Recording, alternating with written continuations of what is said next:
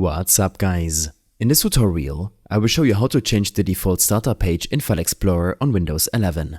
By default, File Explorer opens to the Home or Quick Access page, but you can change it to open directly to this PC or any other preferred location. First, open File Explorer by clicking on the folder icon in the taskbar or pressing the Windows key and E on your keyboard. Once File Explorer is open, click on the three-dot menu at the top of the window. From the drop-down menu, select Options. This will open the Folder Options window. Make sure you are in the General tab. Look for the option that says Open File Explorer to and click on the drop-down menu next to it. Here, you will see different options such as Home, This PC, or your Cloud OneDrive. Select the one you want as your default startup page. After selecting your preferred option, click Apply and then OK to save the changes.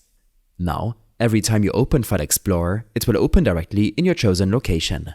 I hope this helped you out. Leave a comment if you have any questions and see you in the next one.